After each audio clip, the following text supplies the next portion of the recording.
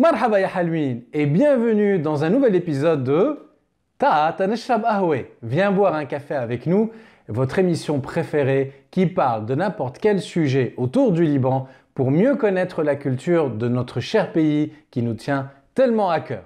Aujourd'hui, je suis ravi, je dirais même que je suis doublement ravi. D'abord parce que je suis très content de recevoir l'invité que je vais vous présenter aujourd'hui et également je suis content pour vous car je sais que ça va vous faire tout aussi plaisir à vous qu'à moi. Sans plus attendre, voici l'interview d'Anthony Touma.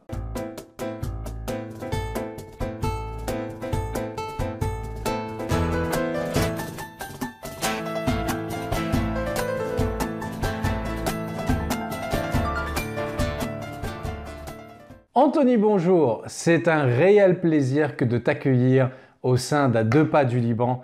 Tu es un artiste qu'on aime beaucoup et on aimerait en savoir un peu plus sur toi. Je sais que tu es né en France et je sais également que tu es parti au Liban alors que tu étais encore dans la petite enfance. Qu'est-ce que tu peux nous dire sur la France et sur le Liban? Plus précisément, quelle place occupent ces pays dans ton cœur? Salut, c'est Anthony Touma. Et je suis très content d'être ici, sur votre chaîne YouTube À 2 pas du Liban, pour répondre à vos questions. En effet, je suis franco-libanais. Je suis né en France, à Courbevoie. Et quand j'avais seulement 3 ans, mes parents ont décidé de rentrer au Liban. Et c'est au Liban que j'ai grandi, que je suis allé à l'école, à l'université.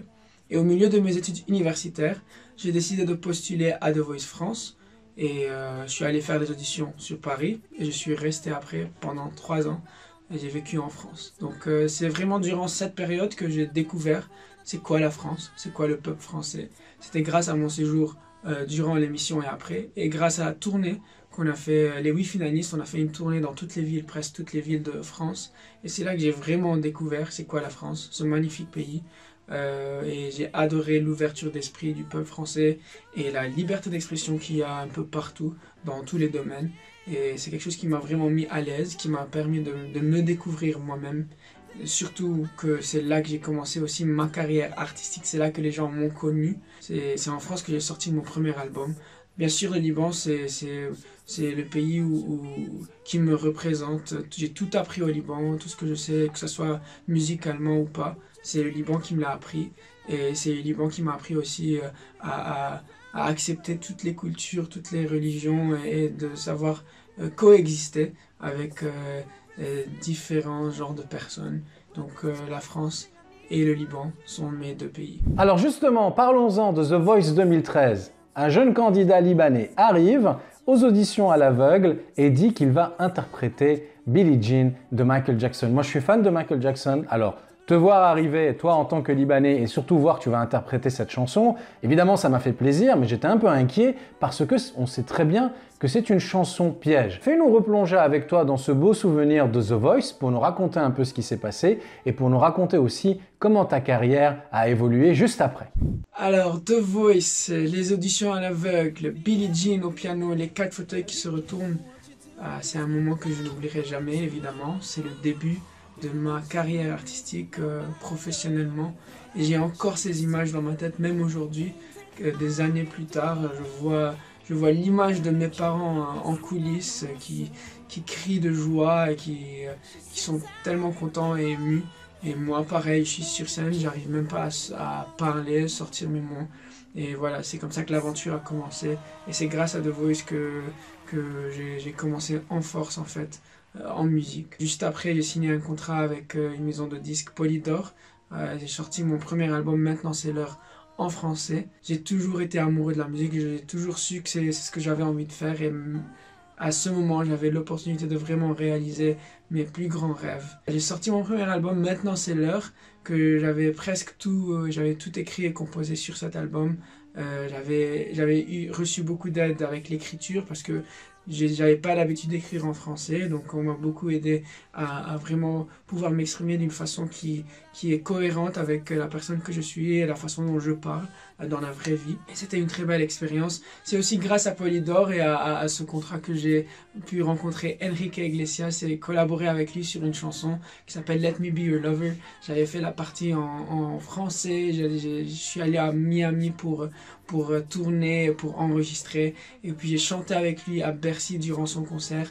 Enrique, c'est une personne géniale, c'est un vrai artiste qui met tout son cœur dans ce qu'il fait et qui aime beaucoup les gens. Il m'a donné quelques conseils dont je me rappelle encore aujourd'hui. Après, je suis rentré au Liban, j'ai fait Danse avec les stars, la version libanaise. J'ai gagné Danse avec les stars. Je suis resté ici. J'ai sorti un nouvel album, Ups and Downs, il y a 1 an, en anglais. Et d'ailleurs, c'est pour cette raison surtout que j'ai décidé de rentrer au Liban parce que j'avais envie de chanter en anglais.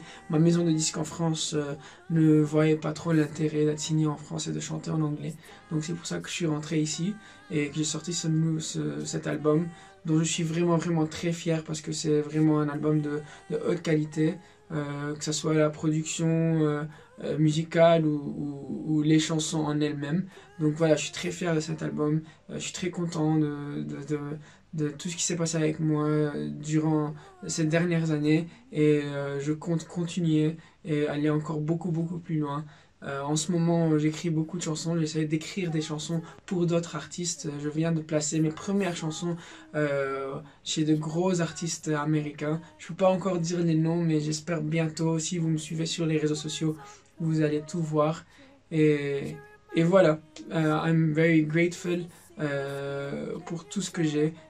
J'ai passé de très belles années et j'espère que ça va continuer vraiment longtemps parce que, en fin de compte, je réalise mon rêve chaque jour. Alors justement, Anthony, tu as anticipé sur ma troisième question. Évidemment, j'aimerais savoir aujourd'hui quels sont tes projets, qu'est-ce que tu es en train de faire et surtout, est-ce qu'on aura l'occasion bientôt de te voir sur scène, que ce soit en France ou ailleurs?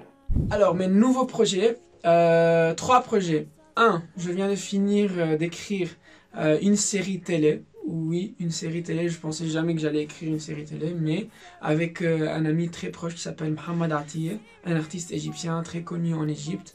On a eu une idée, on a écrit cette histoire en format sitcom, série télé, genre Friends, How I Met Your Mother. C'est en libanais et en égyptien, c'est en arabe. Et je suis très content, j'ai hâte de tourner, j'ai hâte que ça sorte et que les gens regardent. Donc voilà, ça c'est 1.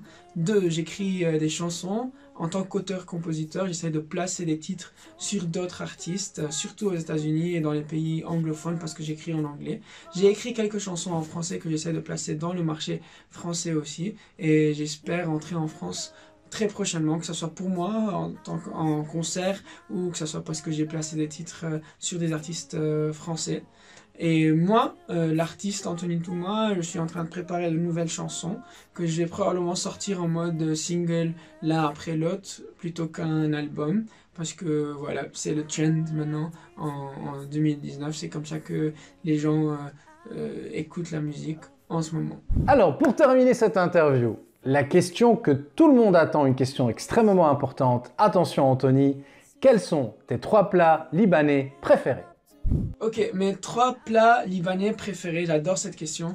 Je pense, numéro 1, c'est reza adjej, c'est du riz au poulet, mais il y a une façon de le faire libanaise avec des amandes et des petits bouts de viande, et j'adore ce plat. Numéro 2, je sais pas si ça compte en tant que plat, mais manouche. Manouche, c'est comme une pizza libanaise avec du fromage. C'est surtout des Libanais qui regardent, donc j'imagine que vous savez très bien de quoi je parle. 3e plat, ça s'appelle bed bawarma. C'est des œufs avec une viande assez spéciale. Donc voilà, ça c'est mes 3 plats libanais préférés. Anthony, un grand merci. Ça a été vraiment un honneur pour moi de pouvoir faire cette interview avec toi. Je suis vraiment ravi. J'en profite également, les amis, pour remercier Stéphane, une amie proche, grâce à qui tout cela a été possible. Mouah! Si la vidéo vous a plu, n'oubliez pas de liker en cliquant sur le pouce vers le haut, de vous abonner à la chaîne si ce n'a pas encore été fait et d'aller sur notre site à 2pasduliban.com. Vous allez pouvoir pousser un peu plus loin votre connaissance sur le Liban, notamment si vous avez envie d'apprendre à parler libanais ou à progresser. Je n'ai plus qu'à vous dire, vous le savez maintenant, Tabo Ahal Connectir ou bye bye ya Halloween.